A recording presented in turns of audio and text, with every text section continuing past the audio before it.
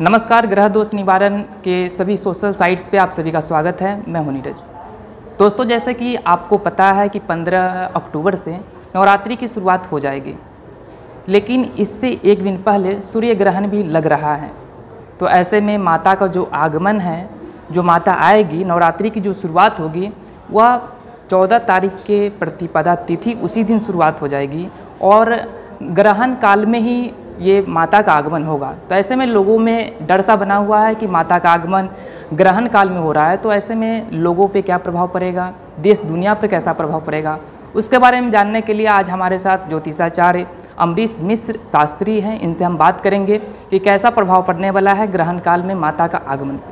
हाँ जी, आपने प्रश्न किया कि महाराज 15 तारीख और 14 तारीख की रात्रि में तो चंद्र ग्रहण जब लगता है तो दृष्टि का दोष होता है, लेकिन जब सूर्य ग्रहण लगता है तो जीवन में, संसार में दोष पैदा होता है।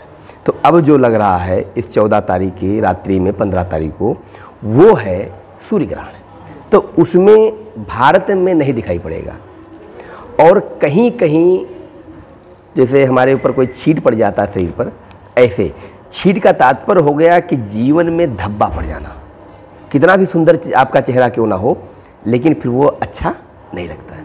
ऐसे देश के ऊपर, विश्व में एक घनघोर संकट आएगा और लगभग में वो संकट आपको दिख रहा है, जो संकट आपके जीवन में अनेक प्रकार का दोष पैदा कर रहा है।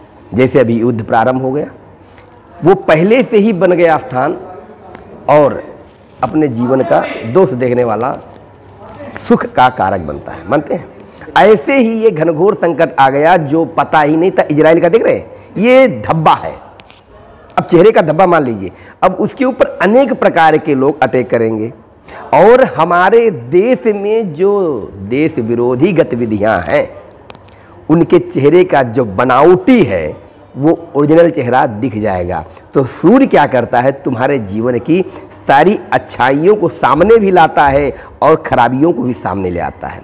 तो डेंटिंग पेंटिंग जो बैठे थे हमारे देश में, ऐसे असुर बने बैठे थे मानो सबसे बड़े देवता वही हैं।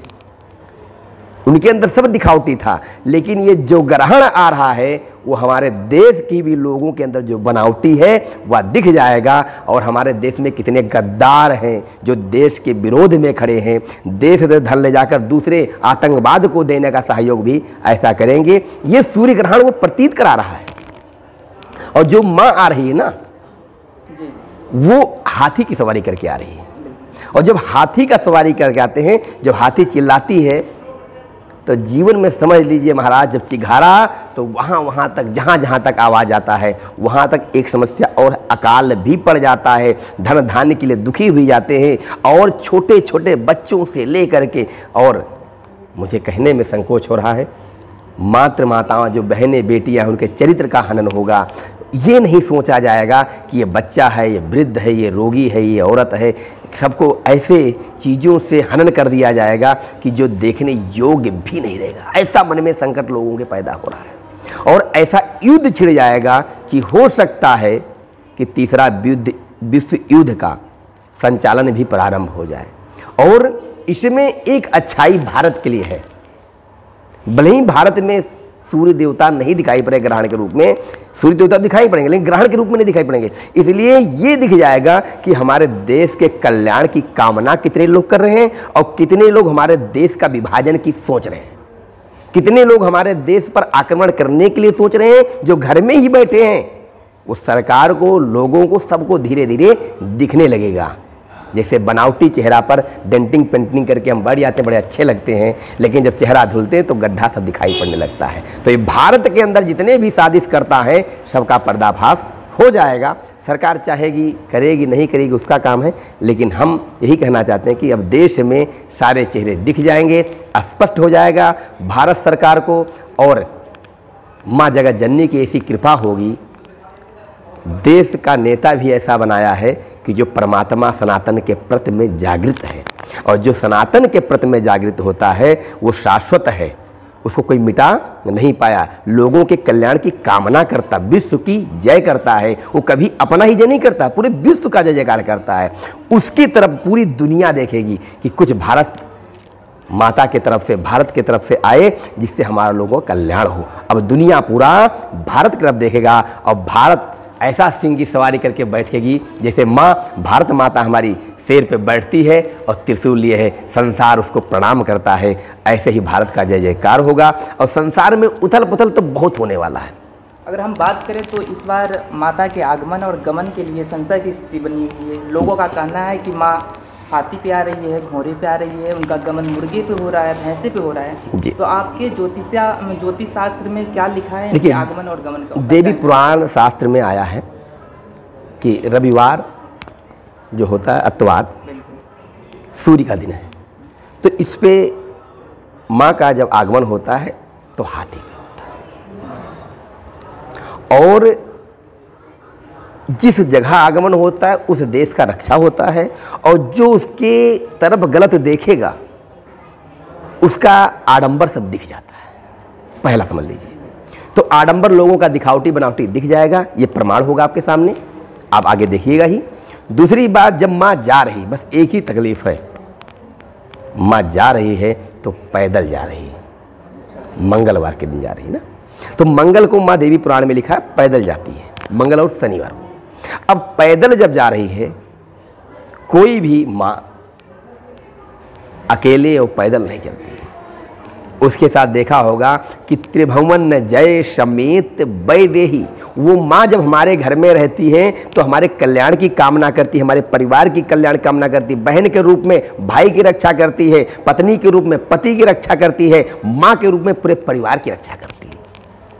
लेकिन जब स्त्री वही एक हो जाती है, अकेले हो जाती है, वो पैदल चलने लगती है, तो भय पैदा होता है कि कोई बहुत बड़ा संकट आने वाला है, कोई बहुत बड़ा विपत्ति आने वाला है। किस प्रकार का? देश पे, लोगों में हो सकता आपस में इतना अविश्वास हो जाएगा, लोगों में इतना रोग, द्वेष, ईर्षा, प्रसन्नताप, हो सकता जल की वृष्टि माने जल का वर्षा ऐसे समय पर आने का प्रमाण दिख रहा है। और शास्त्र के अनुसार, देवी पुराण के अनुसार इसका महत्व यही है कि माँ पैदल जब जाएगी तो कहीं ना कहीं कष्ट कुछ थोड़ा बहुत सबको प्राप्त जरूर होगा, रोग कारक भी होंगे, और कहीं ना कहीं माताओं के ऊपर अनिष्ट आने का कारण बनना है। इस बार नवरात्रि की शुरुआत को लेकर, प्रतिपदा तिथि की लेकर लोगों में संशय की स्थिति ये भी बनी हुई है कि इनका जो समय है, समय में थोड़ा हेर फेर लग रहा है। तो आप पंचांग के अनुसार बताएं हमारे दर्शकों की कि नवरात्रि की शुरुआत की, प्रतिपदा तिथि की शुरुआत कब से हो रही है?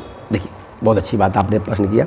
तिथि का आगमन का तो महत्व प्रारंभ हो रहा है, लेकिन तिथि में एक अंतर है, भय की दृष्टि दिख रही। तो क्या कहा गया, रविवार के दिन हम पूजा जब प्रारंभ करें, कलश स्थापना करें, ब्राह्मण को बुलाएं, पूजन करें, वंदन करें, अर्चन करें, वो समय भारतीय अनुसार 10 बजे के बाद में कलश स्थापना प्रारंभ करें, तो उस समय हमारा सुख और समृद्धि का कारण बनता है। जैसे पंचांग को मैं दिखाने का प्रयास करूंगा, और पंचांग में लिखा हुआ है, इसीलिए मैं हर चीज़ चाहता हूं कि जो हो शास्त्र सम्मत हो।